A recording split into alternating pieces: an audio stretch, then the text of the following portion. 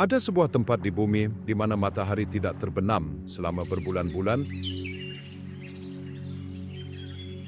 dan di mana penduduk setempat harus waspada terhadap beruang kutub yang berjalan di jalan utama. Kedengarannya seperti naskah film, tetapi bagi 56.000 orang ini adalah hari Selasa. Kami sedang melacak suku-suku yang hilang, menyelidiki kota-kota hantu dari Perang Dingin, dan berlayar ke sistem fjord yang sangat besar sehingga menciptakan cuacanya sendiri. Namun berhati-hatilah, begitu Anda melihat apa yang bersembunyi di bayang-bayang matahari tengah malam, Anda mungkin tidak akan pernah memandang kutub utara dengan cara yang sama lagi. Ketika Anda melihat datanya, angka-angka itu mulai tidak masuk akal. Kami memulai perjalanan kami di pantai timur, tempat yang begitu terjal dan terisolasi, sehingga selama berabad-abad, seluruh dunia lupa bahwa ada orang yang tinggal di sini. Anda tahu, sebagian besar pelancong tetap berada di barat, tempat ibu kota berada. Tapi timur, disitulah planet ini menunjukkan taringnya. Kami memasuki Fjord Scoresbysund. Secara halus, menyebut ini sebagai fjord adalah sebuah penghinaan. Ini adalah labirin berair yang membentang sejauh 350 km ke jantung pulau tersebut. Ini adalah sistem fjord terbesar di bumi. Bayangkan Grand Canyon, tetapi penuhi dengan air laut yang membeku dan jatuhkan ke dalam lemari es. Tebing-tebing di sini menjulang ribuan kaki lurus keluar dari air hitam. Kedalamannya sendiri menakutkan, menukik turun lebih dari 1.000 meter, itu lebih dari 3.000 kaki.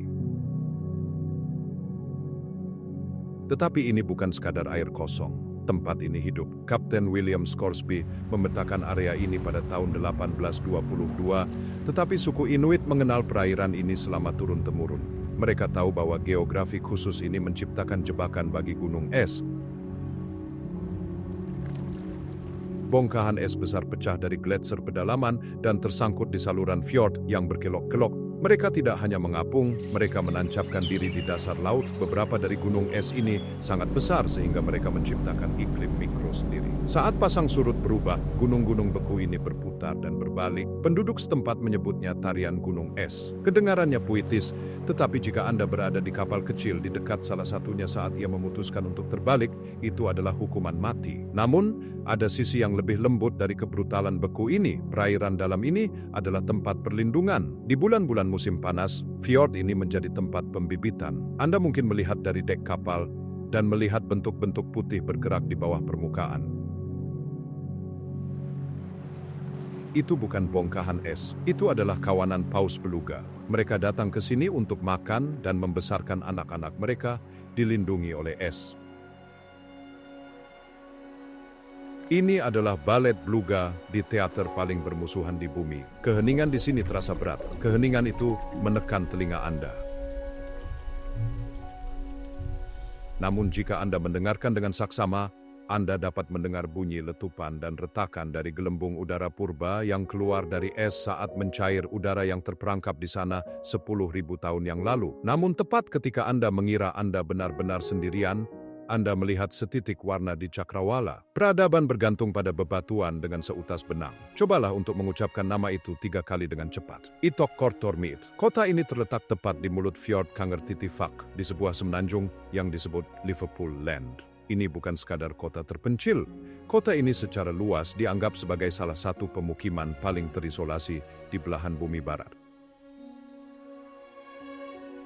Didirikan pada tahun 1925 oleh seorang penjelajah bernama Ejnar Mikkelsen,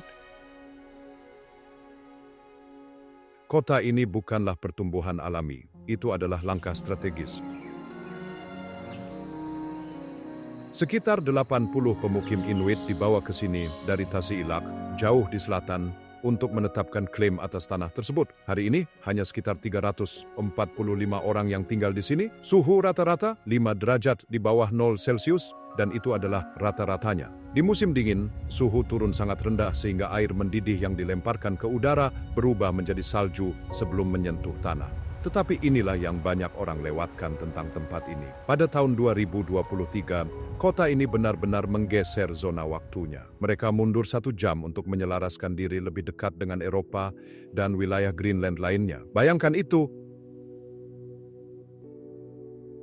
Seluruh kota memutuskan untuk mengubah waktu itu sendiri hanya agar merasa sedikit kurang terputus dari dunia. Kehidupan di sini berbeda. Anda tidak akan menemukan pusat perbelanjaan. Anda akan menemukan kulit beruang kutub yang dikeringkan di rak-rak di luar rumah-rumah kayu yang berwarna-warni. Hotel lokal yang menjadi berita utama pada tahun 2018 karena menjadi rumah tamu paling terpencil di planet ini, seringkali dipesan penuh oleh para petualang yang ingin merasakan bagaimana rasanya berada di bulan. Suara latar kota ini bukanlah lalu lintas, melainkan lolongan anjing penarik kereta salju. Ada hampir sebanyak anjing di sini seperti halnya manusia. Mereka bukan hewan peliharaan, mereka adalah mesin. Ketika es laut membeku, perahu tidak berguna. Anjing-anjing adalah satu-satunya cara untuk menjelajahi tundra untuk berburu muskox dan halibut. Namun untuk sampai ke sini adalah petualangan yang nyata. Selama berbulan-bulan, es laut menghalangi semua kapal. Satu-satunya garis kehidupan adalah perjalanan dengan helikopter. Namun harapan ada di Cakrawala. Pendanaan untuk bandara baru pada tahun 2025 telah disetujui. Tetapi untuk saat ini, jika Anda datang ke sini, Anda berkomitmen pada isolasi tersebut. Anda mungkin berpikir kota sekecil ini tidak memiliki budaya, tetapi Anda salah. Sebuah pintu tersembunyi terbuka menuju sejarah yang hilang. Kami bergerak ke selatan sekarang, ke pemukiman Kulusuk. Kebanyakan orang hanya berhenti di sini di bandara dalam perjalanan ke tempat lain. Mereka melewatkan harta karun yang sebenarnya. Ini adalah bangunan kecil yang bersahaja, mudah salah dikira sebagai gudang. Ini adalah Museum Kulusuk. Berbeda dengan museum-museum besar yang didanai negara di ibu kota, tempat ini bersifat pribadi. Tempat ini berfokus sepenuhnya pada orang-orang Tunumit, penduduk Greenland Timur. Anda harus memahami, Greenland Timur berkembang dalam isolasi yang hampir total dari pantai barat. Dialek mereka, adat istiadat mereka, seni mereka, semuanya berbeda. Museum ini adalah urusan keluarga. Tempat ini dipenuhi dengan artefak milik nenek moyang orang-orang yang mengelolanya. Kita berbicara tentang barang-barang yang pernah dipegang oleh tangan-tangan yang hangat dengan darah setelah perburuan 100 tahun yang lalu. Di dalam, udara berbau kayu tua dan debu. Anda akan melihat ukiran rumit yang terbuat dari tulang dan kayu apung. Di tempat tanpa pepohonan, setiap keping kayu yang terdampar di pantai lebih berharga daripada emas.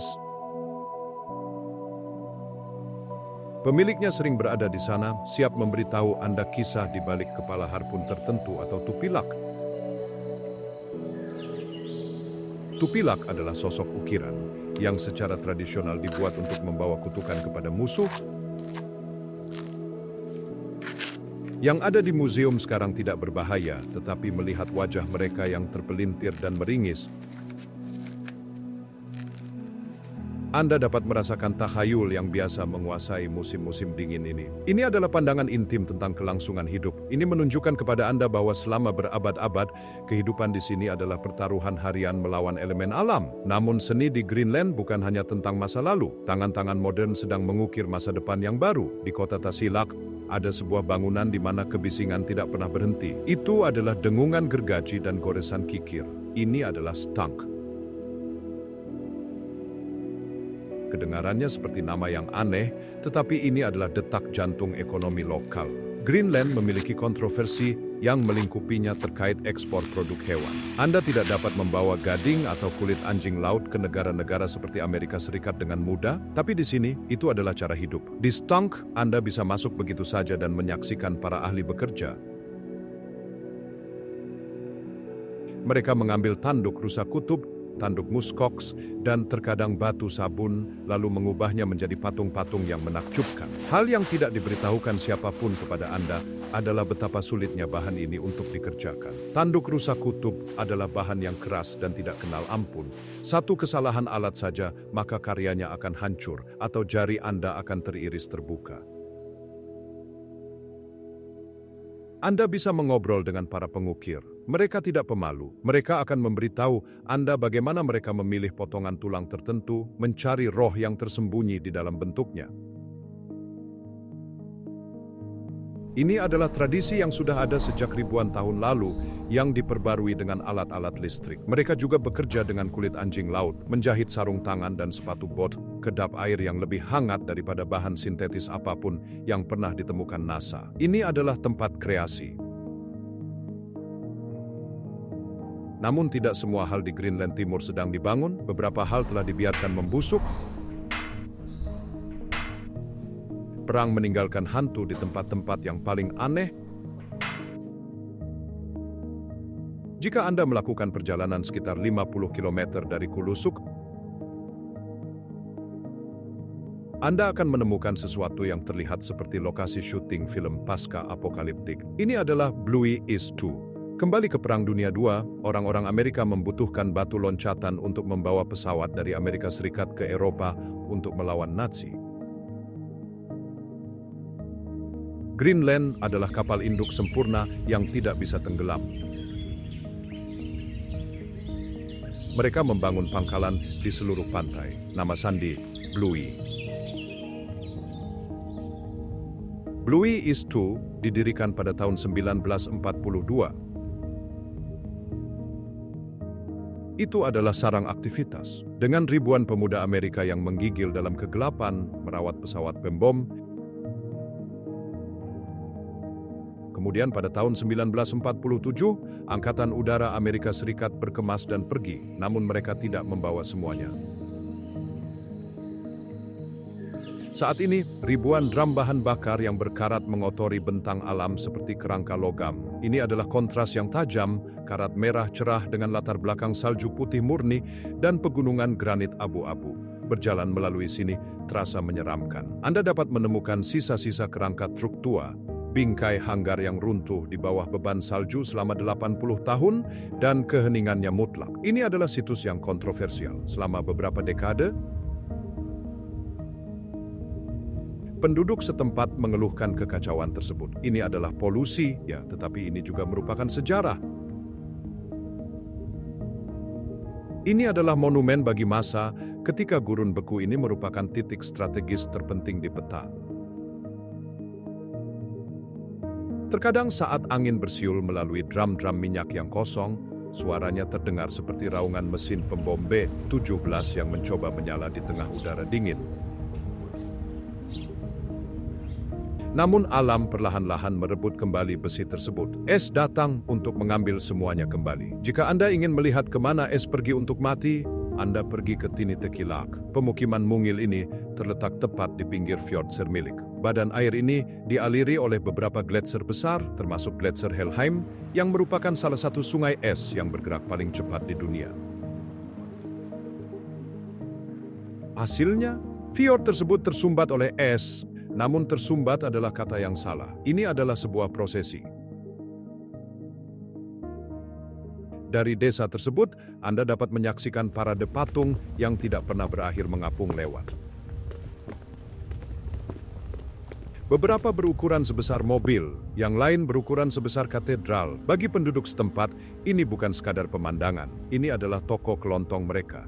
Ini adalah komunitas berburu. Anda akan melihat anjing-anjing penarik kereta salju yang dirantai di luar rumah-rumah, menunggu es laut menjadi cukup padat untuk dijalani. Ketika fjord membeku, ia menjadi jalan raya. Para pemburu membawa kereta salju mereka ke atas es laut untuk menemukan anjing laut di lubang pernapasan mereka. Fakta liar di sini adalah kebisingannya. Anda mengharapkan es menjadi sunyi, ternyata tidak.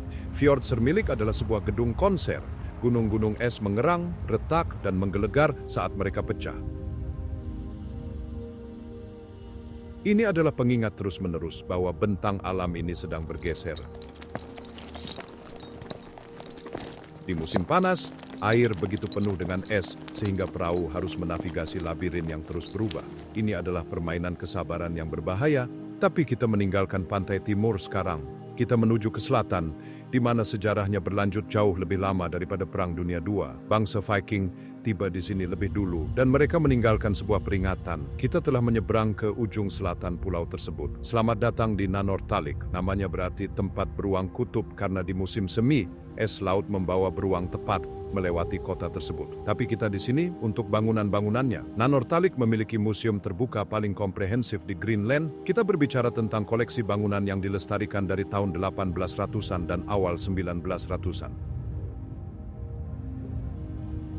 Ini dulunya adalah pelabuhan kolonial. Anda dapat berjalan ke rumah lemak lama, tempat lemak paus diolah menjadi minyak untuk menyalakan lampu-lampu jalan di Eropa. Namun sejarahnya lebih dalam lagi. Daerah ini kaya dengan sejarah Norse. Bangsa Viking menetap di lembah-lembah hijau ini 1000 tahun yang lalu. Mereka membangun pertanian, gereja, dan rute perdagangan. Museum tersebut menyimpan koleksi sejarah lokal terbesar di negara itu. Ia menceritakan kisah tentang benturan antara budaya Inuit dan pemukim Norse. Ada cerita tentang perdagangan dan cerita tentang konflik.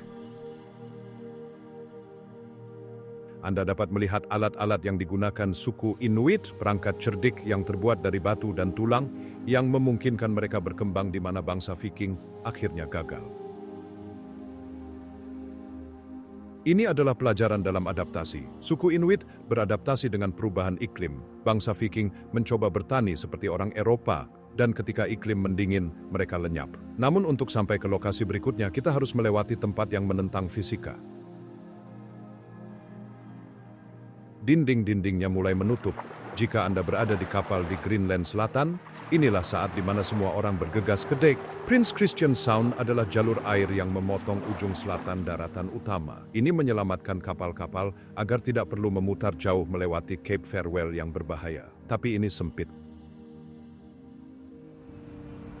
Di beberapa tempat, lorong itu lebarnya hanya 500 meter. Kedengarannya luas, sampai Anda menyadari bahwa tebing di kedua sisi menjulang setinggi 1000 meter langsung ke awan. Ini adalah ngarai air, dan ini aktif. Gletser tumpah dari lapisan es langsung ke selat tersebut. Anda berlayar melewati dinding es biru yang terus-menerus runtuh. Suara guntur bergema di dinding granit, tetapi tidak ada awan di langit. Itu adalah suara gletser yang sedang membelah. Pada tahun 1959, orang-orang Amerika membangun stasiun cuaca di sini, Bluey East One. Ini adalah pos sinyal yang vital. Ada sebuah cerita tentang kapal Hans Hedtoft pada tahun 1959. Dalam pelayaran perdananya, kapal itu menabrak gunung es di selatan sini dan tenggelam bersama seluruh awaknya. Prince Christian Sound lah yang menangkap sinyal darurat tersebut. Tetapi badai terlalu dahsyat bagi siapapun untuk membantu. Hari ini airnya lebih tenang, tetapi bahayanya selalu ada. Arus pasang surut menjaga selat ini sebagian besar bebas es. Tetapi sebagian besar adalah istilah relatif di Greenland. Anda mendongak dan melihat air terjun yang mengalir turun ribuan kaki dari permukaan batu, dialiri oleh lapisan es yang mencair di atasnya. Ini indah, tetapi juga merupakan pengingat akan besarnya volume air yang terkunci di pulau ini. Tetapi jika Anda berpikir tebing-tebing ini tinggi, tunggu sampai Anda melihat apa yang ada di depan. Kita akan pergi ke tempat yang disebut para pendaki sebagai tembok besar. Anda tahu, kebanyakan orang menganggap Greenland sebagai es putih yang datar. Namun di selatan, bumi memutuskan untuk memukul langit. Kita memasuki Fjord Tassermut. Ini bukan sekadar pemandangan, ini adalah sebuah tantangan. Permukaan batu di sini menjulang hingga 2000 meter. Itu lebih dari 6.500 kaki, langsung dari air. Secara halus, ini adalah cawan suci bagi para pendaki tebing. Mereka menyebutnya Patagonia Arc. Granit di sini lebih bersih, lebih curam, dan lebih menakutkan daripada hampir dimanapun di planet ini. Bayangkan berdiri di dasar tembok yang tingginya 3 kali tinggi Burj Khalifa. Sekarang bayangkan mencoba memanjatnya dengan jari-jari yang membeku, sementara angin mencoba mengelupas Anda dari batu seperti stiker. Gunung yang dikenal sebagai Ulamertorsuaq adalah bintang di sini. Sisi baratnya adalah jurang curam yang menantang gravitasi. Terlihat seperti seseorang mengambil pisau raksasa dan mengiris gunung itu menjadi 2. Namun sejarah di sini bukan hanya tentang pecandu adrenalin. Selama berabad-abad, suku Inuit datang ke sini untuk mencari ikan char, sejenis ikan yang memenuhi sungai-sungai, Airnya berwarna biru kehijauan, dialiri oleh tepung gletser yang terkikis dari lapisan es. Terlihat tropis, seperti Karibia, sampai Anda mencelupkan tangan ke dalamnya dan merasakan kejutan yang mematikan rasa dari air bersuhu 33 derajat. Apa yang banyak orang lewatkan adalah keheningannya. Di sebagian besar pegunungan, Anda mendengar burung, serangga, desiran pohon. Di sini, sunyi senyap. Satu-satunya suara adalah sesekali jatuhan batu yang bergema seperti tembakan senjata di sepanjang lembah. Ini adalah surga bagi para pemberani, tetapi alam di sini tidak peduli dengan keahlian Anda.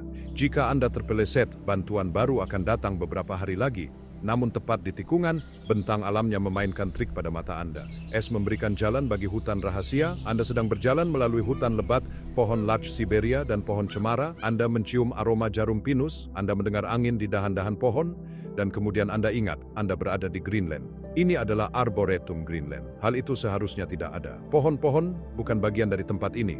Namun di Narsarsuaq, sebuah iklim mikro dan beberapa ilmuwan yang gigih telah menciptakan keajaiban botani. Ada lebih dari 50.000 pohon di sini yang terdiri dari 110 spesies berbeda dari seluruh wilayah dingin di dunia. Ini adalah sebuah eksperimen untuk melihat apa yang akan bertahan saat dunia semakin hangat. Namun, pepohonan itu menyembunyikan masa lalu yang lebih kelam. Narsarsuaq tidak dibangun untuk botani, tempat itu dibangun untuk perang. Pada tahun 1941, Angkatan Darat Amerika Serikat membangun pangkalan udara besar di sini dengan nama Sandy Bluey West One.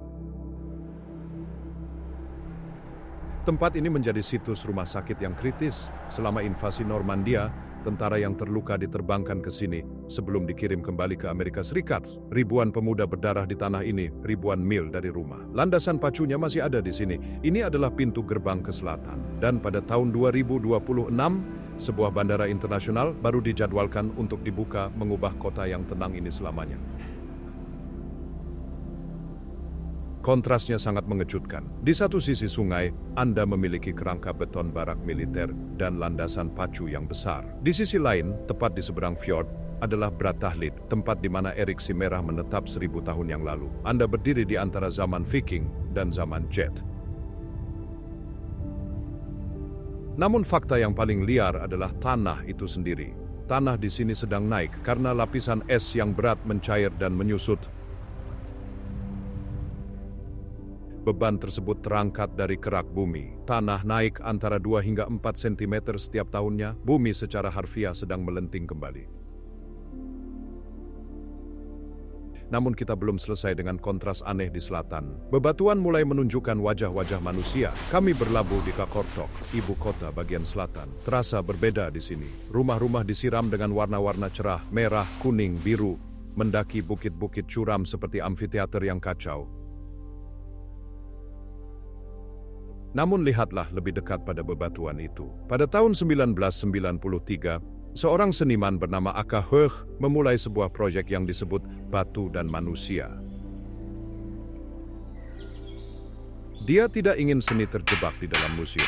Dia ingin kota itu sendiri yang menjadi kanvasnya. Hari ini, lebih dari 40 patung besar dipahat langsung ke bongkahan granit yang tersebar di sekitar kota. Anda menikung di sebuah sudut, dan sebuah wajah menatap Anda dari tebing.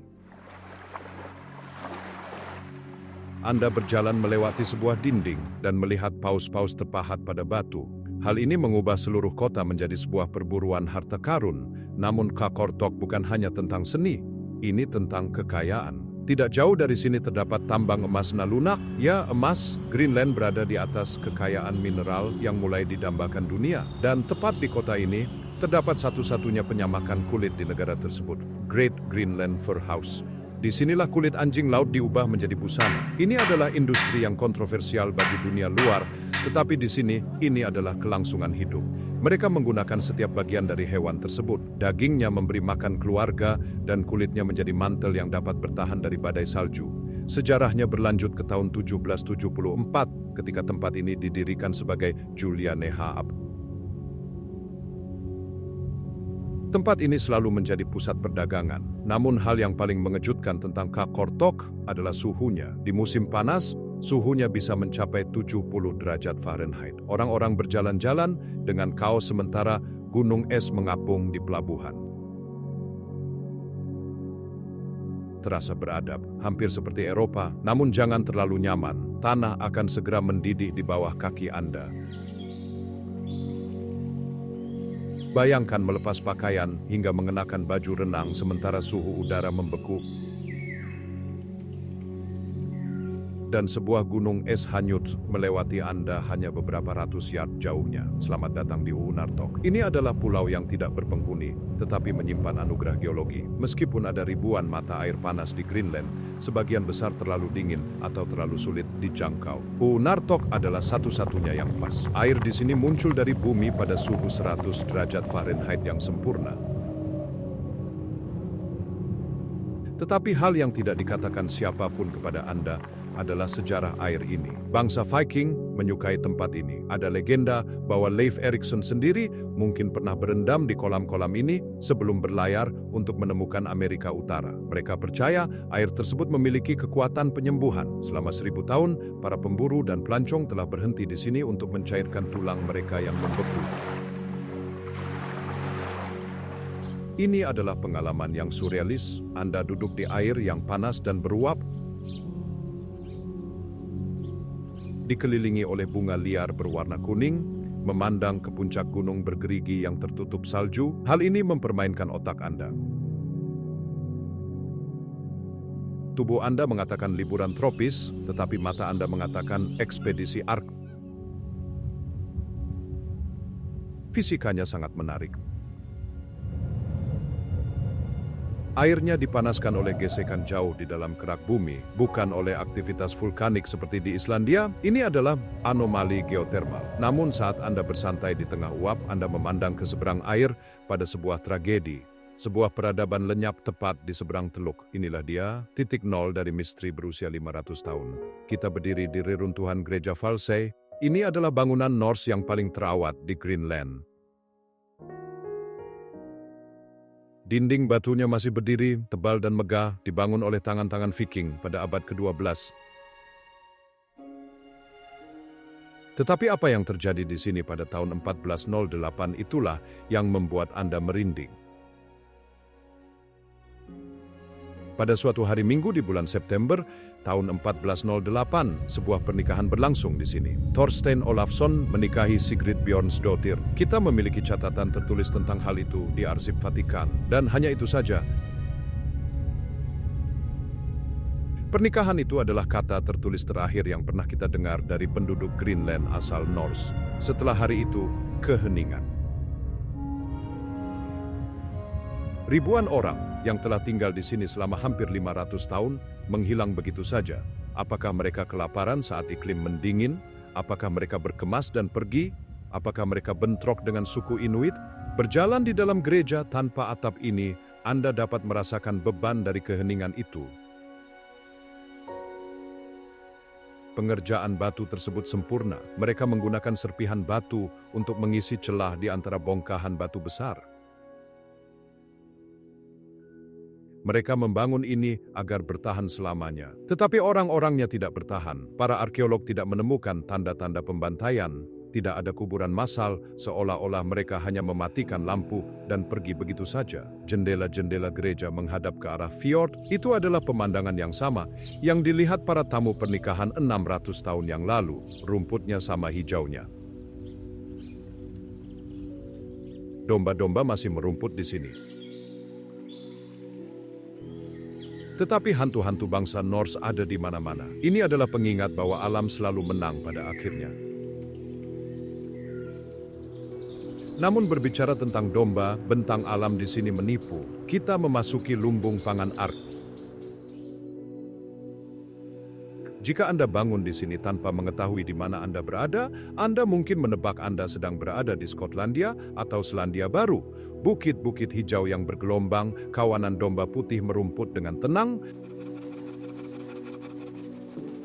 Traktor-traktor sedang mengepak jerami, tetapi ini tetaplah Greenland. Ini adalah satu-satunya tempat di pulau tersebut di mana pertanian memungkinkan. Ada sekitar 50 pertanian di selatan, dan mereka tidak hanya bertahan hidup, mereka berkembang. Domba dari wilayah ini dianggap sebagai salah satu yang terbaik di dunia. Mengapa? Karena domba-domba tersebut berkeliaran bebas di pegunungan sepanjang musim panas, memakan tanaman herbal liar, timi, dan buah beri. Mereka sedang memarinasi diri mereka sendiri dari dalam keluar. Tetapi inilah kontroversinya. Pertanian menjadi semakin mudah. Saat iklim menghangat, musim tanam menjadi lebih panjang.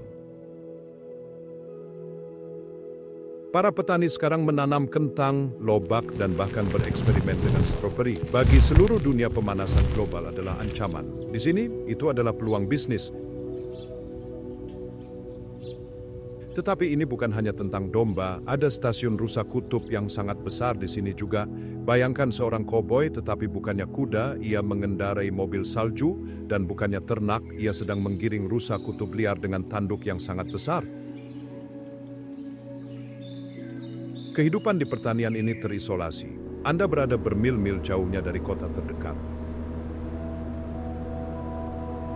Anda mengandalkan generator dan perahu Anda. Jika Anda kehabisan gula, itu berarti perjalanan perahu selama 2 jam menuju toko. Ini adalah kehidupan yang tangguh, sepi, dan indah.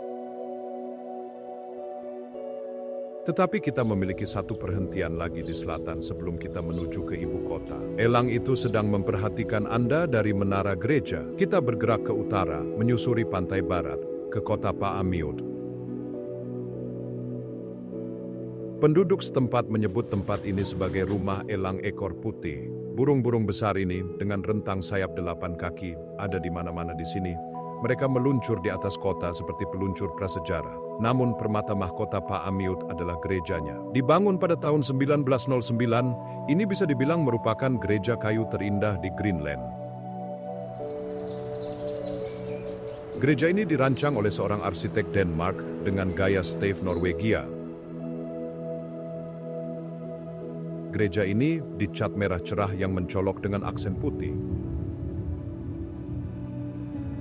Di dalamnya terdapat mahakarya pertukangan kayu. Akustiknya sempurna, namun sejarah Paamiut terikat dengan kabut. Daerah ini dikenal sangat berkabut dan basah. Hal itu membuat navigasi menjadi mimpi buruk bagi para pelaut awal. Menara gereja berfungsi sebagai semacam mercusuar, sebuah penanda yang dapat dilihat pelaut saat kabut terangkat untuk sesaat. Ada fakta liar tentang populasi di sini. Paamiut telah berjuang. Saat ikan kod menghilang dari perairan, orang-orang pergi. Kota ini memiliki nuansa melankolis. Rumah-rumah kosong, jalan-jalan yang sunyi, tetapi elang-elang itu tetap ada. Mereka bersarang di tebing tepat di atas kota.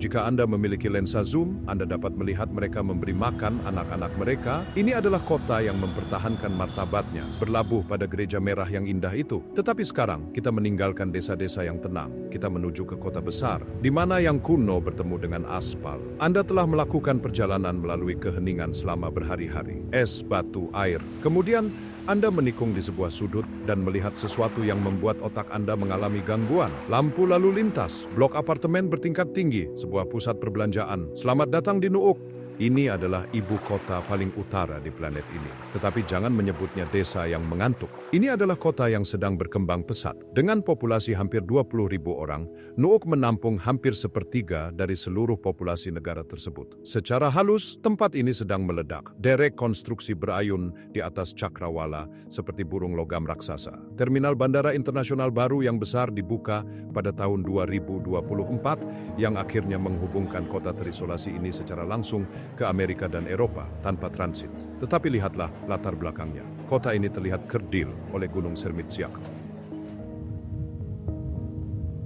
Puncaknya yang ikonik berbentuk pelana menjulang setinggi 4.000 kaki lurus ke atas, membayangi kedai-kedai kopi dan butik-butik busana. Sejarah di sini adalah sebuah tarik ulur. Didirikan pada tahun 1728 oleh misionaris Denmark Hans Egede, kota ini awalnya bernama Godhob, harapan baik. Dia datang ke sini untuk mencari bangsa Viking Norse, namun hanya mendapati bahwa mereka telah pergi.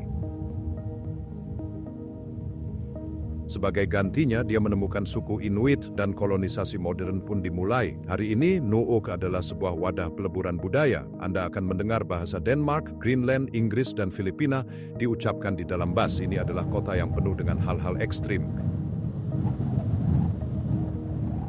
Anda dapat bermain 18 lubang golf di lapangan yang bergeser mengikuti pasang surut air laut atau bermain ski di jalur yang berakhir tepat di landasan pacu bandara. Energi di sini sangat sibuk. Terasa seperti sebuah kota yang mencoba mengejar ketertinggalan dari seluruh dunia hanya dalam satu generasi. Namun di balik beton dan kaca, orang-orang mati dari masa kuno sedang menunggu. Mereka telah membeku dalam waktu selama 5 abad. Berjalanlah ke pelabuhan kolonial lama. Di sebuah bangunan gudang berwarna kuning, Anda akan menemukan Museum Nasional Greenland. Ini bukan sekadar koleksi sendok dan kayak tua, ini adalah rumah bagi mumi Kilakitsok. Pada tahun 1972, para pemburu menemukan sebuah makam di bawah tebing batu jauh di utara. Di dalamnya, terawetkan dengan sempurna oleh udara kering yang membeku, terdapat jenazah 6 wanita dan 2 anak-anak. Mereka meninggal sekitar tahun 1475. Saat Anda melangkah ke dalam ruangan yang remang-remang, Anda sedang menatap wajah orang-orang yang hidup sebelum Columbus berlayar ke Amerika. Anda dapat melihat tato mereka, Anda dapat melihat jahitan pada pakaian bulu mereka, Anda bahkan dapat melihat bulu mata pada bayi tersebut. Ini menghantui, ini indah, dan ini menakutkan. Museum ini menceritakan kisah tentang gelombang migrasi, suku Sakak yang tinggal di sini 4.000 tahun yang lalu. Kebudayaan Dorset yang lenyap secara misterius, dan kebudayaan Thule, nenek moyang langsung penduduk Greenland modern. Apa yang banyak orang lewatkan adalah teknologinya. Anda melihat alat-alat yang terbuat dari besi meteorit. Sebelum mereka melakukan kontak dengan zaman besi di Eropa, suku Inuit telah menempa alat-alat dari meteorit yang jatuh dari luar angkasa. Museum tersebut merupakan bukti kecerdikan manusia. Itu membuktikan bahwa tinggal di sini bukan hanya tentang bertahan hidup, itu tentang menguasai hal yang mustahil. Tetapi, jika museum itu adalah tentang masa lalu, perhentian berikutnya adalah tentang masa depan waktu luang. Bayangkan berenang tanpa busana sambil melihat badai salju. Di sebuah negara di mana samudera membunuh Anda dalam hitungan menit, belajar berenang itu rumit. Itulah sebabnya Nuuk membangun Malik. Dari luar, bangunan itu tampak seperti ombak yang membeku saat bergerak. Atapnya melengkung dan menurun, meniru bentang alam. Di dalam tempat itu adalah oase tropis. Seluruh dinding depan adalah kaca dari lantai hingga langit-langit. Anda sedang berenang di kolam berpemanas, memandang langsung ke arah fjord yang membeku. Ini adalah trik visual yang surrealis. Anda melihat salju lebat menghantam kaca, angin menderu dengan kecepatan 50 mil per jam, sementara Anda mengapung di air yang bersuhu 80 derajat Fahrenheit. Bagi penduduk setempat, ini adalah pusat komunitas. Disinilah anak-anak belajar menghargai air sebelum mereka melangkah ke dalam perahu. Ada bak mandi air panas di luar di dek. Anda berlari menembus udara yang membeku, melompat ke air panas, dan duduk di sana sementara rambut Anda membeku menjadi tetesan es. Ini adalah pengalaman spa Nordik yang sesungguhnya. Nama Malik berarti ombak dalam bahasa Greenland, dan itu sangat cocok. Tetapi arsitektur di Nuuk menjadi lebih liar lagi tepat di ujung jalan. Cahaya utara telah diubah menjadi kayu. Berjalan melewati pusat kota Nuuk, Anda melihat sebuah bangunan yang beriak. Ini adalah Katuak. Arsiteknya merancang fasad kayu agar terlihat seperti aurora borealis, cahaya utara yang beriak di atas tanah. Itu juga meniru bentuk gunung es yang hanyut di air. Dibuka pada tahun 1997, ini adalah ruang tamu kota tersebut. Ini adalah bioskop, gedung konser, dan galeri seni yang digabung menjadi satu. Hal yang harus Anda pahami adalah isolasinya. Sebelum Katuak, melihat film laris atau band internasional secara langsung adalah mimpi yang langka. Sekarang, Nuuk sudah masuk dalam sirkuit tersebut. Anda mungkin masuk dan mendengar band heavy metal bernyanyi dalam bahasa Greenland, diikuti oleh konser biola klasik. Sinar matahari masuk melalui jendela-jendela tinggi, memberikan bayangan yang bergerak seperti jam matahari. Ini adalah bukti bahwa budaya berkembang bahkan di tepi dunia yang dapat dihuni. Ini adalah jantung yang hangat dan bersinar di kota yang dingin. Tetapi tidak semua seni di sini cerah dan bahagia. Beberapa lukisan membawa kutukan yang berat. Ini bukan galeri standar yang dikelola negara. Museum Seni Nuuk dimulai sebagai koleksi pribadi. Seorang pengusaha bernama Sven Junge dan istrinya Helen menghabiskan seumur hidup mengumpulkan karya seni. Pada tahun 2005, mereka memberikan semuanya kepada kota tersebut. Museum ini bertempat di sebuah bangunan yang terlihat seperti gereja Advent tua. Di dalamnya sangat padat, sangat amat padat. Dinding-dindingnya ditutupi dengan lukisan-lukisan yang menunjukkan Greenland di masa lalu, tetapi ukirannya lah yang mencuri perhatian. Ruangan-ruangan dipenuhi dengan patung batu sabun dan tulang, tupilak, monster roh menatap Anda dari kotak kaca. Beberapa terlihat aneh, dengan gigi dan mata yang melotot, yang lain sangat halus. Anda melihat evolusi pandangan suku Inuit terhadap diri mereka sendiri, dari sosok spiritual yang menakutkan di era perdukunan hingga seni politik modern dari kaum muda saat ini. Ada rasa melankolis di sini. Banyak lukisan menunjukkan cara hidup yang mulai menghilang. Kereta luncur anjing digantikan oleh mobil salju, kayak digantikan oleh perahu motor fiberglass. Ini adalah elegi visual untuk Arktik lama, tetapi untuk memahami biaya sebenarnya dari kehidupan lama itu, Anda perlu mencium aromanya. Kami pergi ke tempat yang berbau besi dan lemak. Buka pintunya, dan baunya langsung menusuk hidung Anda. Ini adalah aroma tanah yang menyengat dari kulit yang dikeringkan dan minyak. Ini adalah Kitat. Ini adalah Ekonomuse, sebuah museum yang sedang bekerja. Di sini, para wanita melakukan apa yang dilakukan nenek moyang mereka selama ribuan tahun, menyiapkan kulit anjing laut. Namun ini bukan lagi untuk bertahan hidup, ini untuk identitas.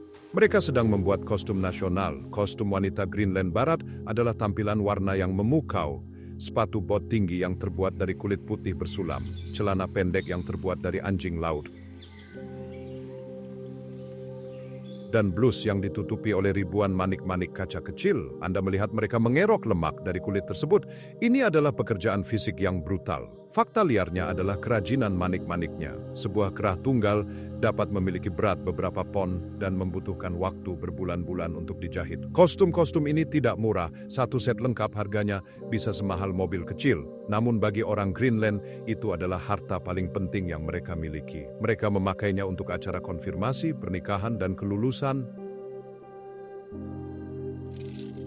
Kitat menjaga agar pengetahuan tersebut tetap hidup. Jika para wanita ini berhenti menjahit, teknik-teknik tersebut akan lenyap dalam satu generasi. Namun kota ini mulai membuat kita sesak sekarang. Kita perlu kembali ke alam liar. Halaman belakang kota ini lebih besar daripada beberapa negara. Anda naik perahu di pelabuhan, dan dalam 10 menit, kota itu hilang. Anda sekarang berada di sistem Fjord Nuuk. Ini adalah sistem fjord terbesar kedua di dunia. Ini membentang 160 km ke daratan. Ini adalah taman bermain ibu kota. Di akhir pekan, sepertinya setiap orang di Nuuk berada di luar sini. Airnya dalam dan kaya. Airnya dipenuhi dengan ikan kod dan ikan merah.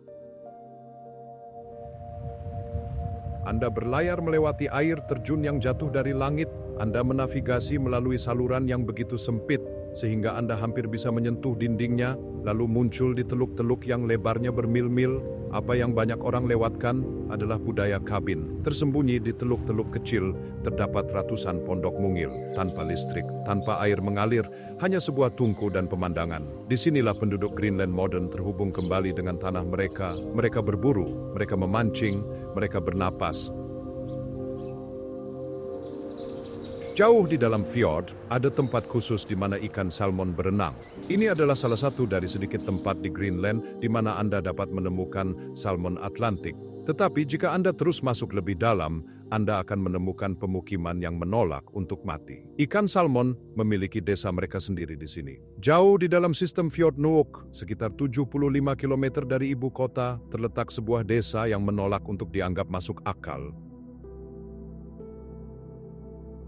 Ini adalah Kapisilit. Namanya secara harfiah berarti ikan salmon. Anda tahu, salmon jarang ada di Greenland. Mereka biasanya berkembang biak di sungai-sungai di Eropa atau Amerika Utara dan hanya datang ke sini untuk mencari makan di samudra. Namun di Kapisilit terdapat sebuah anomali genetik. Ini adalah satu-satunya tempat di Greenland dengan populasi salmon yang bertelur.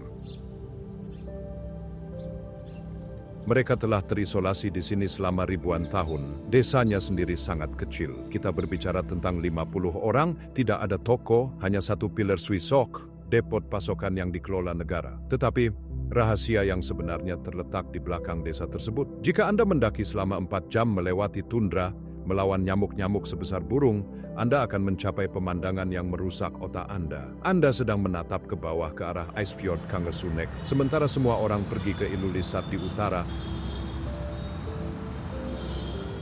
untuk melihat es. Tempat ini adalah permata tersembunyi. Gletser di ujung fjord ini memompa jutaan ton es, tetapi karena letaknya yang jauh di pedalaman, tidak ada yang melihatnya. Es itu berdesakan, putih dan biru, membentang sejauh mata memandang. Keheningannya total, tidak ada perahu. Tidak ada pesawat, hanya suara es yang retak. Penduduk Kapisilit hidup di tepi raksasa beku ini. Mereka bertahan hidup dengan berburu dan memancing, menjalani kehidupan yang tidak banyak berubah selama beberapa dekade, bahkan saat ibu kota berkembang pesat hanya dalam jarak satu perjalanan perahu. Tetapi tidak semua isolasi adalah tentang kesulitan. Terkadang, ini tentang hidangan terbaik dalam hidup Anda. Bayangkan Anda berada di atas perahu. Anda menjatuhkan tali pancing ke air yang dalam. Dalam hitungan detik, Anda menarik ikan merah Akadian yang berwarna merah cerah. 1 jam kemudian, Anda duduk di kabin yang hangat, memakan ikan yang sama, dimasak oleh koki profesional dengan segelas anggur putih di tangan Anda. Selamat datang di Kokut Nuan. Ini dulunya adalah peternakan domba. Sekarang ini adalah restoran mewah paling terpencil yang pernah Anda kunjungi. Tidak ada jalan untuk sampai ke sini. Anda harus datang dengan perahu. Di musim panas, lembah di belakang restoran itu subur dan hijau. Terlihat seperti Swiss dengan skala yang lebih besar. Pegunungannya bergerigi, granit hitam yang tertutup salju putih, membingkai lembah hijau dengan sempurna. Ini adalah tempat peristirahatan musim panas bagi penduduk Nuuk. Mereka datang ke sini untuk melarikan diri dari beton. Anda tidur di kabin-kabin yang dulunya merupakan tempat tinggal buruh tani. Ini sederhana, tetapi kemewahannya adalah lokasinya. Secara halus, ini sangat tidak nyata. Anda menyantap makanan gourmet di tempat di mana, jika Anda berjalan 5 mil ke arah yang salah, Anda akan berada di hutan belantara yang belum terpetakan. Tetapi kedamaian Kokut adalah sebuah kebohongan. Fjord itu menyembunyikan luka. Tepat di pesisir pantai sebuah kota dibiarkan membusuk. Kami sedang mendekati Kangjek. Dari kejauhan, itu terlihat seperti desa normal. Anda melihat rumah-rumah berwarna-warni, sebuah gereja, sebuah toko. Tetapi kemudian Anda menyadari sesuatu. Tidak ada asap yang keluar dari cerobong asap. Tidak ada perahu di pelabuhan. Tidak ada anjing yang menggonggong. Kangjek adalah kota hantu. Tempat ini adalah titik nol bagi salah satu momen paling kontroversial dalam sejarah Greenland. Pada tahun 1960-an dan 70-an, pemerintah Denmark memutuskan untuk memodernisasi Greenland. Mereka menyebutnya kebijakan G60. Mereka ingin memindahkan orang-orang dari desa-desa kecil yang tidak efisien ke kota-kota besar seperti Nuuk. Kangjek dikosongkan penduduknya, listrik diputus, toko ditutup. Orang-orang dipaksa meninggalkan rumah mereka dan pindah ke blok apartemen beton di kota.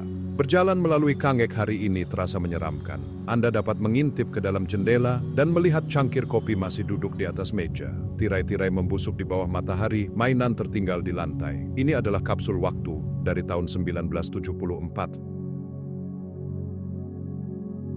Tetapi Kangjek bukan sekadar desa biasa. Disinilah Hans Egede, sang penjajah, pertama kali tinggal sebelum ia mendirikan Nuuk. Tempat ini dulunya merupakan pusat utama. Tempat ini juga merupakan rumah bagi Aron dari Kangjek, seorang pemburu dan seniman terkenal yang melukis sejarah lisan suku Inuit. Ia mendokumentasikan legenda lama dan pertempuran dengan bangsa Viking. Sekarang, atap-atapnya mulai runtuh. Badai perlahan-lahan mengunyah bangunan-bangunan tersebut hingga hancur. Ini adalah monumen yang menyedihkan dan sunyi bagi sebuah kebijakan yang mengubah negara ini selamanya. Namun ada kota hantu lain di dekatnya, dan yang satu ini bersifat industri. Bau minyak lama masih menggantung di udara. Jika Kangjek adalah sebuah tragedi, Nordavar adalah sebuah puing. Tempat ini, yang juga dikenal sebagai Feringehaven, pelabuhan Faro, dulunya merupakan pelabuhan internasional yang ramai. Pada pertengahan abad ke-20, disinilah armada penangkap ikan dari Kepulauan Faroe, Norwegia, dan Portugal datang untuk mengolah hasil tangkapan mereka. Tempat ini hampir seperti negara yang terpisah. Ia memiliki hukumnya sendiri, rumah sakitnya sendiri, hiburannya sendiri. Itu adalah tempat yang kasar dan keras di mana ribuan pelaut bekerja selama 18 jam per giliran kerja untuk mengasinkan ikan kod. Kemudian, populasi ikan kod hancur. Ikan-ikan menghilang, begitu pula uangnya. Menjelang tahun 1990, stasiun tersebut ditinggalkan. Hari ini, tempat itu terlihat seperti baru saja diledakkan bom. Tangki-tangki minyak besar duduk berkarat di pinggir air, bangunan pabrik telah runtuh menjadi tumpukan logam dan beton yang terpelintir. Sangat berbahaya untuk berjalan di sini. Papan lantainya sudah busuk, ada lubang-lubang dalam yang dipenuhi air tergenang.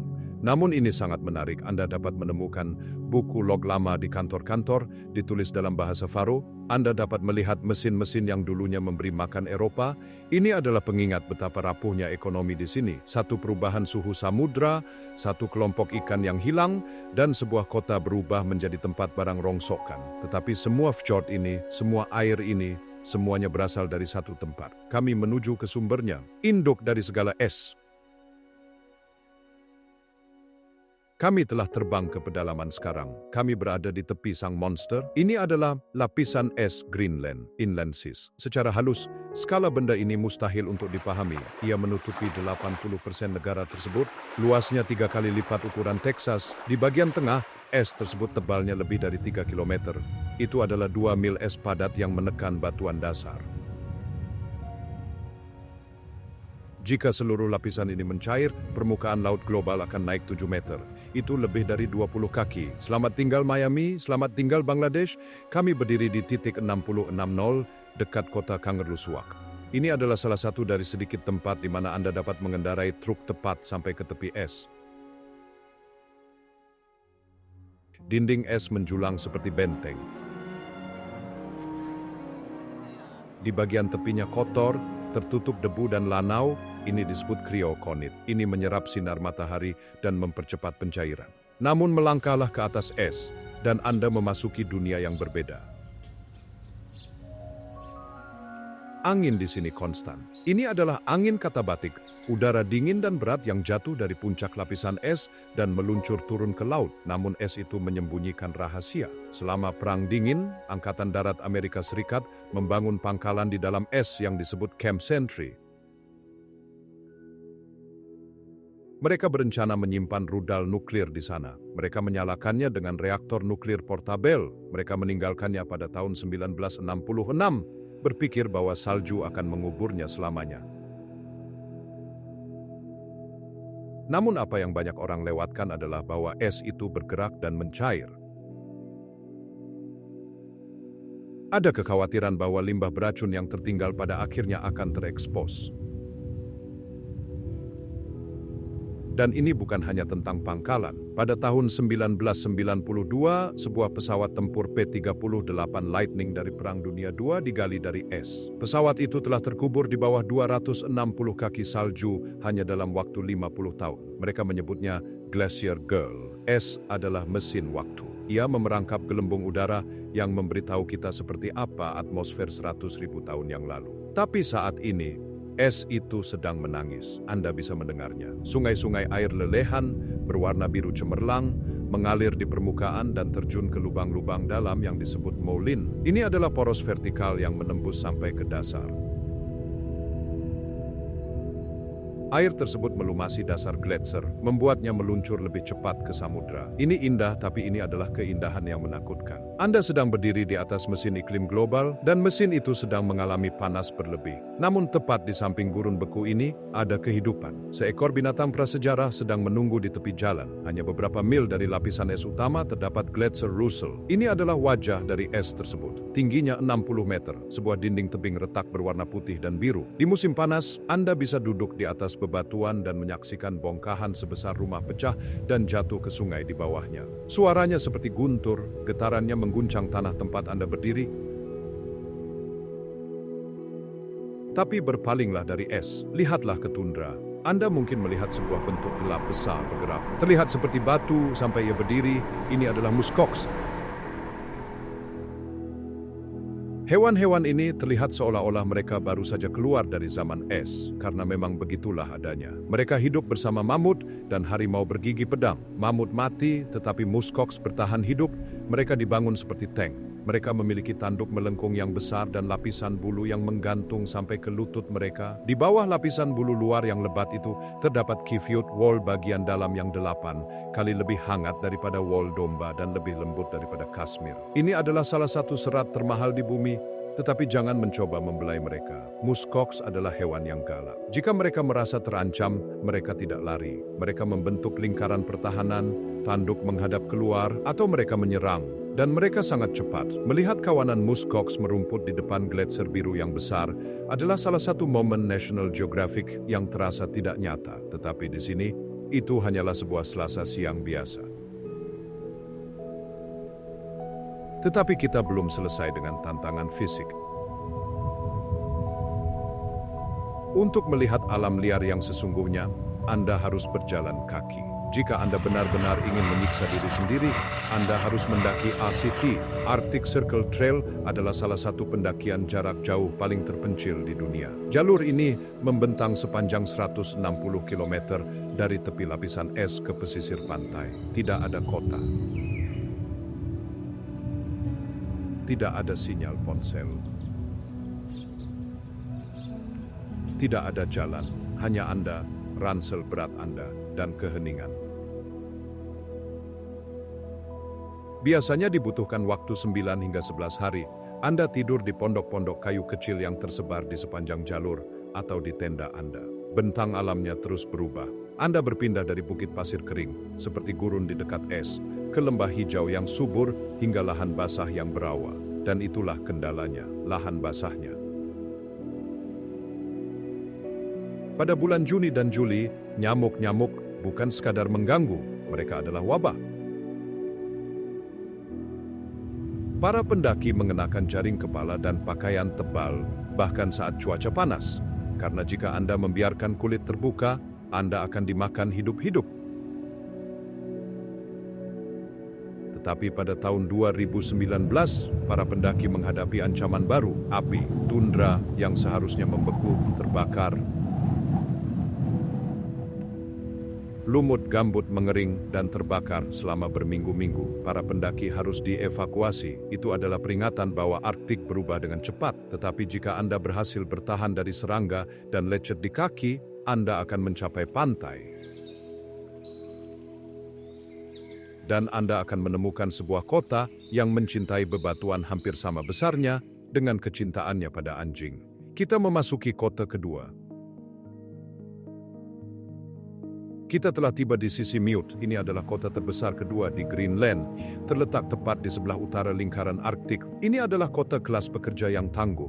Namun di dalam sekolah perdagangan setempat, KTI, terdapat sebuah peti harta karun. Greenland adalah impian seorang geolog. Karena tidak ada tutupan vegetasi, bebatuan ada tepat di depan wajah Anda. Koleksi mineral KTI adalah permata tersembunyi. Tempat ini menampung sampel batuan dari seluruh negeri. Anda tahu, Greenland itu kuno. Beberapa batuan di sini berusia 3,8 miliar tahun, kerak tertua di bumi. Tetapi apa yang ada di dalam bebatuan itulah yang penting. Rubi, safir, emas, elemen tanah jarang. Selama puluhan tahun, es menutupi harta karun ini. Sekarang, saat es menyusut, para pencari tambang berdatangan. Koleksi tersebut memperlihatkan rubi mentah yang masih tertanam di dalam batuan induknya. Warnanya merah muda dan merah darah. Ini mewakili ekonomi masa depan Greenland. Bisakah mereka menambang kekayaan ini tanpa merusak lingkungan murni yang baru saja kita lalui? Itu adalah pertanyaan besarnya. Para siswa di sini sedang belajar untuk menjadi penambang dan insinyur masa depan. Mereka memegang masa depan ekonomi negara mereka di tangan mereka. Tetapi Sisimiut bukan hanya tentang bebatuan, suasana akan segera menjadi bising. Kita masih berada di Sisimiut, tetapi kita perlu membicarakan garis tak kasat mata di atas salju. Anda tahu, Greenland terbagi. Bukan oleh politik, tetapi oleh anjing. Sisimiut adalah kota paling selatan di mana anjing penarik kereta salju diperbolehkan. Di sebelah selatan sini, di Nuuk dan lembah-lembah hijau, Anda tidak boleh memiliki anjing penarik kereta salju Greenland. Itu ilegal. Mereka ingin melindungi kemurnian jenis anjing tersebut dan mencegah penyakit dari selatan menyebar ke utara. Tetapi di sini, anjing-anjing berkuasa. Berjalanlah ke pinggir kota, Anda akan melihat kota anjing. Ratusan anjing dirantai di rumah-rumah mereka menunggu salju tiba. Bagi orang luar, mereka terlihat lucu, seperti husky yang berbulu halus. Jangan membuat kesalahan itu. Mereka adalah hewan pekerja. Secara genetik mereka lebih dekat dengan serigala daripada anjing Golden Retriever Anda. Mereka kuat, mereka liar, dan mereka adalah mesin penggerak wilayah utara. Di musim dingin, pedalaman Sisimiut berubah. Penduduk setempat berpartisipasi dalam Arctic Circle Race, perlombaan ski sejauh 160 km yang secara luas dianggap sebagai yang terberat di bumi. Tetapi, bagi penduduk setempat, mobil salju adalah kereta luncur baru. Anda melihat para remaja balapan melintasi danau-danau yang membeku dengan kecepatan 80 mil per jam. Ini adalah perpaduan tradisi kuno dan adrenalin beroktan tinggi. Tetapi kita harus terus bergerak ke utara. Kita meninggalkan daratan yang padat menuju gugusan pulau-pulau. Kita memasuki teluk dengan ribuan pulau. Jika Anda melihat peta, Asia terlihat seperti seseorang menghancurkan piring dan menyebarkan kepingannya ke dalam air. Ini adalah kepulauan yang terdiri dari ribuan pulau kecil di pintu masuk selatan Teluk Disko. Kebanyakan turis melewatkan tempat ini. Mereka bergegas langsung ke gunung-gunung es besar di utara. Mereka melakukan kesalahan. Asia adalah Greenland yang sesungguhnya. Tempat ini sederhana, tempat ini datar, tidak ada gunung raksasa di sini yang menghalangi pandangan. Itu berarti cakrawala membentang selamanya. Dan cakrawala itu biasanya dipecah oleh semburan kabut. Ini adalah ibu kota Paus. Di akhir musim panas, paus bungkuk datang jauh ke dalam pelabuhan. Terkadang Anda bisa mendengar mereka bernapas saat Anda duduk di kamar hotel Anda. Kota itu sendiri adalah galeri terbuka. Mirip dengan Kakortok, seniman lokal telah melukis mural di sisi-sisi bangunan industri. Hal itu menambah sentuhan pemberontakan pada latar belakang Arktik yang abu-abu. Olahraga kayak di sini legendaris karena ada begitu banyak pulau. Airnya seringkali tenang, terlindungi dari ombak samudera lepas. Anda dapat mendayung melalui saluran sempit di mana keheningannya mutlak. Tetapi penduduk setempat di sini memiliki rahasia. Mereka tahu bahwa tepat di utara mereka, laut berubah menjadi monster. Kita sedang mendekati pabrik yang membangun pembunuh Titanic. Inilah dia, acara utamanya. Alasan kebanyakan orang datang ke Greenland. Kita berdiri di tepi Ice Fjord Ilulissat. Secara halus, otak Anda tidak dapat memproses skala tempat ini. Anda sedang melihat tumpukan gunung es yang membentang sejauh 40 mil. Ini bukan sekadar bongkahan es, mereka adalah pegunungan. Beberapa dari mereka tingginya 1 kilometer dari dasar ke puncak, dengan hanya 10% yang terlihat di atas air. Fjord ini dialiri oleh gletser Sermeckkujalek. Ini adalah gletser paling produktif di belahan bumi utara. Gletser ini bergerak dengan kecepatan 40 meter sehari. Itu adalah kecepatan yang gila untuk sebuah gletser. Gletser ini membuang 20 miliar ton es ke laut setiap tahun. Itu adalah air yang cukup untuk memasok seluruh Amerika Serikat selama 1 tahun. Fakta ilmiah diyakini secara luas bahwa gunung es yang menenggelamkan Titanic pada tahun 1912 lahir tepat di sini, di fjord ini. Berjalan di sepanjang jalan kayu menuju titik pandang, deru suaranya terdengar konstan. Kedengarannya seperti zona perang. Es itu bergesekan, retak, dan meledak di bawah bebannya sendiri. Warnanya adalah hal yang mengejutkan Anda, bukan hanya putih. Warnanya biru kehijauan, biru safir, dan terkadang hitam kotor karena serbuk batuan. Ketika sebuah gunung es besar terbelah, hal itu dapat menciptakan tsunami yang menghanyutkan perahu-perahu ke pantai yang jaraknya bermil-mil jauhnya. Anda sedang melihat kekuatan mentah dari planet ini. Tetapi tepat di samping kekacauan yang membeku ini terdapat sebuah kota yang berkembang pesat. Palingkan punggung Anda dari fjord es tersebut, dan Anda berada di Ilulissat. Namanya secara harfiah berarti gunung es. Ini adalah kota terbesar ketiga di Greenland dan suasananya terasa seperti kota perburuan emas. Wisatawan dari seluruh dunia, orang Amerika, Cina, Jerman, berjalan di jalanan dengan perlengkapan Gore-Tex yang mahal. Pelabuhannya penuh sesak dengan perahu nelayan dan perahu karet zodiak, namun suara kota ini adalah suara anjing. Ada hampir sebanyak anjing penarik kereta salju di sini, seperti halnya manusia, kira-kira 4.000 ekor. Di musim panas, matahari tidak pernah terbenam. Matahari berputar di langit selama 2 bulan. Matahari tengah malam memainkan trik pada tubuh Anda. Anda lupa untuk tidur, Anda melihat anak-anak bermain bola di jalan pada jam 3 pagi, karena terlihat seperti jam 2 siang. Hotel-hotel di sini berkelas dunia. Anda bisa membayar $1.000 semalam untuk tidur di dalam iglo yang terbuat dari kaca tepat di tepi tebing. Tetapi jika pariwisatanya dihilangkan, ini tetaplah kota pemburu. Pergilah ke Breted, pasar lokal. Anda akan melihat para pemburu menjual apa yang mereka tangkap pagi itu. Daging anjing laut, kulit paus minke atau mata. Ikan halibut seukuran meja, ini adalah benturan antar dunia. Anda dapat menyantap burger rusa kutub gourmet dan kemudian melihat seorang nelayan mengeluarkan isi perut anjing laut di dermaga beton 5 menit kemudian. Namun di seberang teluk ada bentuk gelap yang membayang di dalam kabut. Sebuah pulau yang seharusnya tidak ada di sana. Lihatlah ke seberang teluk Disco. Anda melihat sebuah pulau besar dengan pegunungan yang puncaknya datar. Ini adalah Pulau Disco. Secara geologis, ini tidak masuk akal. Sebagian besar Greenland terbuat dari granit dasar kuno, abu-abu dan keras. Tetapi Pulau Disco bersifat vulkanik. Pulau ini terbuat dari basal. Pulau ini terbentuk oleh aliran lava besar jutaan tahun yang lalu. Itu mengubah segalanya. Tanah di sini subur, sangat rimbun, hijau. Terlihat seolah-olah Hawaii tersesat dan membeku. Anda melihat air terjun yang mengalir turun dari tebing merah dan cokelat. Anda melihat lapisan-lapisan yang berbeda pada batu, seperti kue lapis sejarah. Pulau ini memiliki iklim mikronya sendiri, seringkali lebih berkabut dan lebih hangat daripada daratan utama. Para ilmuwan berbondong-bondong ke sini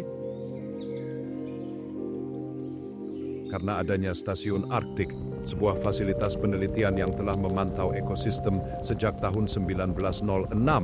Mereka mempelajari sesuatu yang aneh, gletser yang berderap. Berbeda dengan aliran gletser lainnya yang stabil, gletser di Disco dapat tiba-tiba melonjak ke depan dengan kecepatan yang mengerikan, menghancurkan apapun yang menghalangi jalan mereka.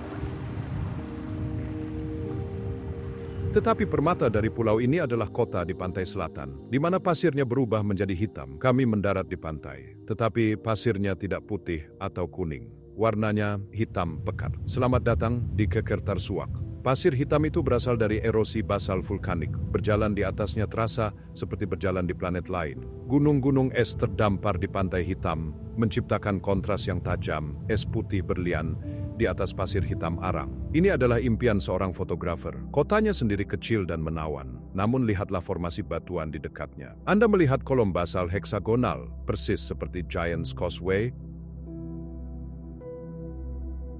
Di Irlandia, alam sedang mengerjakan matematika. Lapangan sepak bola di sini sangat terkenal. Terletak tepat di samping samudra. Jika Anda menendang bola terlalu keras, bola itu akan masuk ke Atlantik. Bukan hal yang aneh jika sebuah pertandingan terhenti karena seekor paus bungkuk sedang melompat ke permukaan tepat di belakang tiang gawang. Ini adalah salah satu tempat terbaik di Greenland untuk mengamati paus dari daratan. Airnya menjadi sangat dalam dengan sangat cepat sehingga paus-paus itu datang tepat ke garis pantai. Tetapi ada sesuatu yang bahkan lebih keren di atas gunung. Anda bisa naik kereta luncur anjing di bulan Juli. Anda sedang berkeringat, suhunya 50 derajat Fahrenheit. Anda sedang mendaki gunung vulkanik yang curam. Setelah 3 jam betis terasa terbakar, Anda mencapai puncak gletser Lingmark. Dan tiba-tiba, musim dingin datang lagi. Ini adalah salah satu dari sedikit tempat di Greenland di mana Anda bisa pergi naik kereta luncur anjing di tengah musim panas. gletser tetap membeku sepanjang tahun di atas gunung yang datar tersebut. Pemandangan dari atas sini bisa dibilang merupakan yang terbaik di negara ini. Anda menatap ke bawah ke arah Teluk Disko.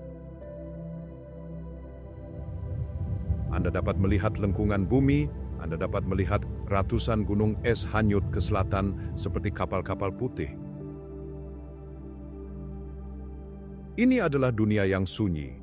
Para musher atau pengemudi kereta luncur menjaga anjing-anjing mereka di sini selama musim panas. Ini adalah pengalaman surrealis ditarik oleh tim anjing yang terengah-engah sementara matahari tinggi di langit dan Anda mengenakan kaos. Tetapi kita harus kembali ke daratan utama.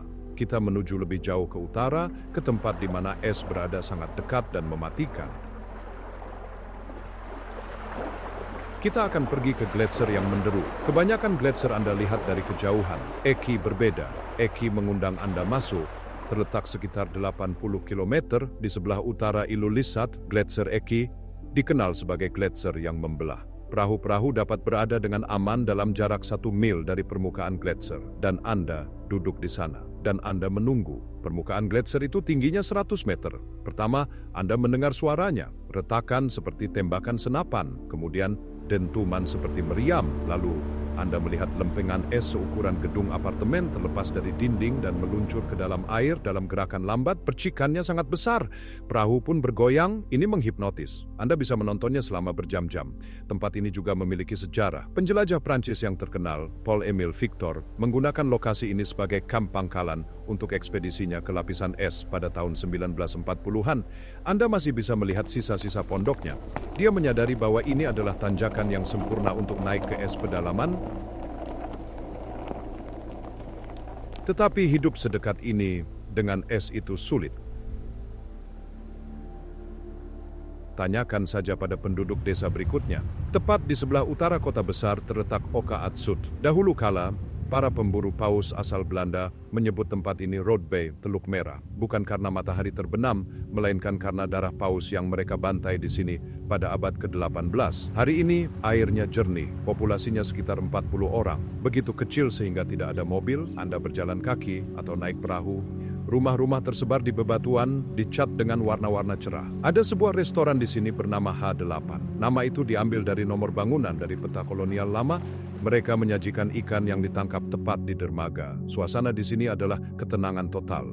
Anda berada cukup jauh dari Ilulissat untuk melarikan diri dari kebisingan, tetapi cukup dekat untuk melihat gunung-gunung es besar di Cakrawala. Di musim dingin, teluk membeku menjadi padat. Penduduk setempat bermain ski lintas alam ke Ilulissat untuk berbelanja kebutuhan sehari-hari. Ini adalah kehidupan yang sederhana. Namun kesederhanaan adalah kemewahan di sini. Tetapi sekarang kita akan melampaui batas. Kita meninggalkan wilayah utara yang turistik dan menuju ke wilayah utara yang sesungguhnya, di mana matahari menghilang selama berbulan-bulan. Jika seorang anak menggambar sebuah gunung, mereka akan menggambar Manak. Gunung di sini adalah sebuah lonjakan granit tunggal berbentuk hati yang menjulang 1.170 meter langsung dari samudra. Nama Manak secara harfiah berarti berbentuk hati. Kota ini melekat pada bebatuan di dasar gunung yang mustahil ini. Secara halus,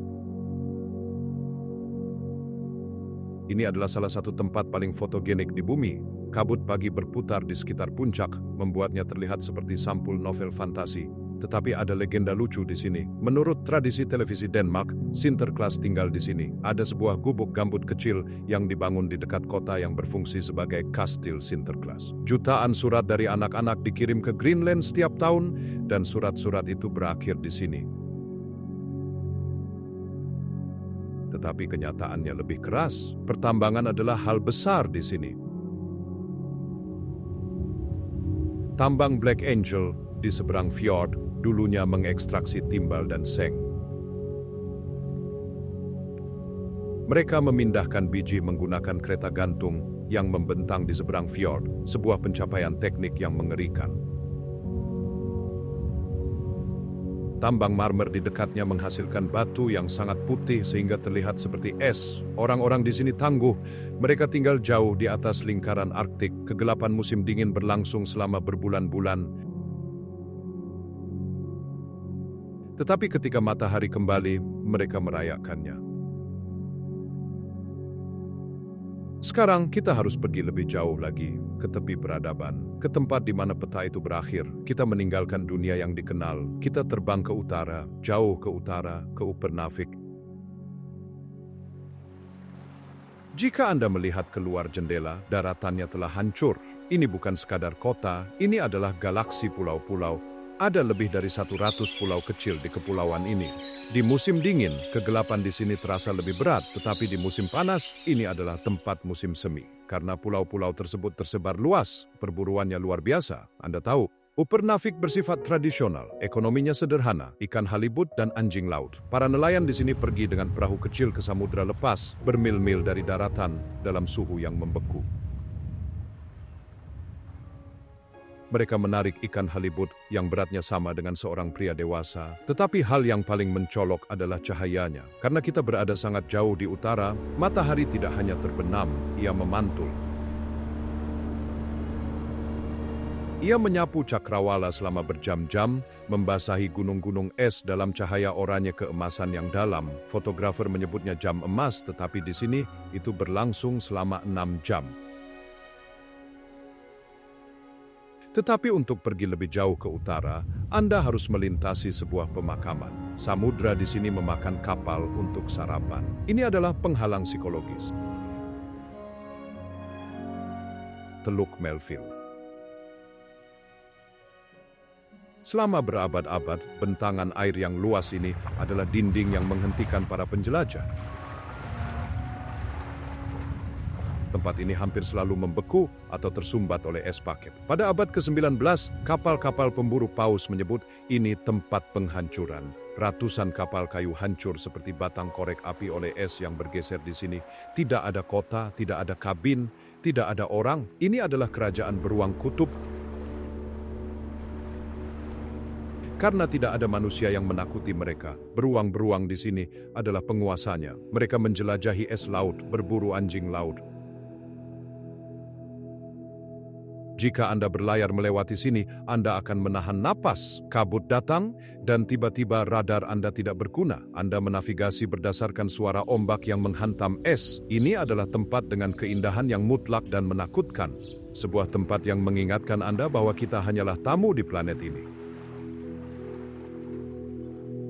Tetapi jika Anda berhasil melewati penyeberangan tersebut, Anda akan mencapai perbatasan terakhir. Selamat datang di puncak dunia, kita telah tiba. Qaanaaq, ini adalah kota paling utara di Greenland. Ini adalah salah satu pemukiman sipil paling utara di bumi. Kita berada 700 mil di utara lingkaran Arktik. Orang-orang di sini suku Inuit. Berbeda, mereka adalah yang terakhir dihubungi oleh dunia luar. Mereka memiliki dialek sendiri, adat istiadat sendiri. Di sini, kayak masih merupakan alat berburu, bukan mainan. Dan mereka berburu unicorn laut, narwal. Di musim panas, para pria pergi dengan kayak bersenjatakan harpun. Mereka menunggu narwal muncul ke permukaan. Ini adalah pertarungan keheningan dan kesabaran. Mereka hanya mengambil apa yang mereka butuhkan. Vitamin C dalam kulit narwal atau muktuk adalah hal yang membuat mereka tetap hidup selama berabad-abad tanpa buah segar. Kehidupan di sini didikte oleh hal-hal ekstrem. Di musim dingin, matahari tidak terbit selama 3,5 bulan. Ini adalah malam kutub. Kota ini hidup di bawah bintang-bintang dan cahaya utara. Di musim panas, matahari berputar-putar di atas kepala, membuat Anda gila dengan energi. Namun tepat di pesisir pantai, terdapat luka pada bentang alam. Sebuah pangkalan rahasia menyembunyikan masa lalu yang radioaktif. Pada tahun 1953, Perang Dingin tiba di Arktik. Pemerintah Amerika Serikat membutuhkan pangkalan untuk mengawasi rudal Soviet yang datang melewati kutub utara. Mereka menemukan tempat yang sempurna di dekat desa tua Thule. Jadi mereka memindahkan orang-orang tersebut. Keluarga-keluarga Inuit setempat diberi waktu beberapa hari untuk berkemas dan meninggalkan tanah leluhur mereka. Mereka dipaksa pindah ke utara menuju Qaanaaq. Ini adalah luka yang belum sepenuhnya sembuh. Pangkalan tersebut, pangkalan antariksa Pituffik, sangat besar. Ia memiliki landasan pacu yang cukup panjang untuk pesawat ulang-alik.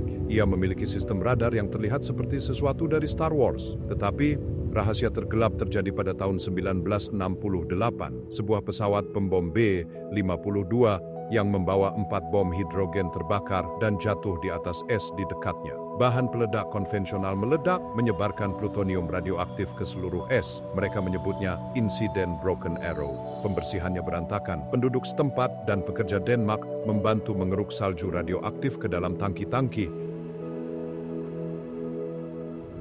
Banyak dari mereka jatuh sakit kemudian. Hari ini, pangkalan tersebut masih aktif, mengawasi langit, namun hantu-hantu dari kecelakaan itu dan keluarga yang mengungsi masih menghantui angin. Tetapi kita akan pergi lebih jauh. Kita akan pergi ke ujung yang sebenarnya. Kita sedang mencari batu terakhir di bumi. Ini adalah pencarian untuk wilayah utara. Selama beberapa dekade, para penjelajah berdebat tentang potongan tanah mana yang merupakan titik daratan paling utara di bumi. Untuk waktu yang lama, tempat itu adalah Pulau Kaffeklubben atau Pulau Klub Kopi. Sebuah batu kecil suram yang diberi nama oleh penjelajah Denmark yang sangat menyukai waktu istirahat kopi mereka. Namun kemudian, pada tahun 1978, mereka menemukan Oodak, sebuah gundukan kerikil tepat di sebelah utaranya. Tetapi inilah fakta liarnya, tempat itu terus berubah. Pulau-pulau ini seringkali hanyalah tumpukan kerikil yang terdorong oleh es laut. Mereka muncul, diberi nama, dan kemudian es menghancurkannya atau menghanyutkannya. Saat ini kita sedang menemukan pulau-pulau baru yang mungkin berada lebih jauh lagi ke utara. Mereka menyebutnya The Stray Dogs atau anjing-anjing tersesat. Berdiri di sini pada 83 derajat utara, Anda berada lebih dekat ke kutub utara daripada ke pohon terdekat. Tidak ada apapun di sebelah utara Anda selain samudra yang membeku dan poros planet ini. Ini adalah tempat di mana geografi runtuh. Timur dan barat tidak lagi menjadi masalah. Yang ada hanyalah selatan. Namun menoleh kembali pada pulau putih besar yang baru saja kita lalui, ada satu kebenaran terakhir yang harus kita hadapi. Sang raksasa sedang terbangun. Kita telah menempuh perjalanan 12.000 kata melintasi pulau ini. Kita telah melihat pertanian bangsa Viking yang gagal. Kita telah melihat mesin-mesin perang Amerika. Kita telah melihat penguasaan kelangsungan hidup suku Inuit. Tetapi kisah terbesar adalah kisah yang terjadi tepat di bawah kaki kita. Greenland sedang mencair. Ini bukan sebuah teori, Anda bisa mendengarnya. Air mengalir turun dari lapisan es lebih cepat dari sebelumnya. Greenland yang diberi nama oleh Erik Simera sebagai trik pemasaran untuk menarik pemukim, sebenarnya benar-benar menjadi hijau. Mineral-mineral baru mulai terekspos. Rute pelayaran baru mulai terbuka saat es menyusut. Kekuatan dunia, China, Amerika Serikat, Eropa, semuanya menatap pulau ini dengan mata lapar. Mereka melihat sumber daya, mereka melihat strategi. Tetapi orang-orang yang tinggal di sini, mereka melihat rumah mereka berubah. Es tempat mereka bepergian semakin menipis. Hewan yang mereka buru bergerak ke utara. Greenland bukan lagi kecantikan tidur yang membeku, ia adalah pusat masa depan dunia. Es menjaga dunia tetap stabil selama ribuan tahun. Sekarang cengkeraman itu mulai terlepas. Pertanyaannya bukanlah apakah es akan menghilang. Pertanyaannya adalah, siapa yang akan berada di sini untuk melihat apa yang ada di bawahnya? Es mencair, mengungkap rahasia yang tidak pernah dimaksudkan untuk kita lihat. Jika Greenland menjadi hijau kembali, apakah umat manusia adalah virus atau obatnya? Tekan suka dan berlangganan untuk menyaksikan dunia berubah.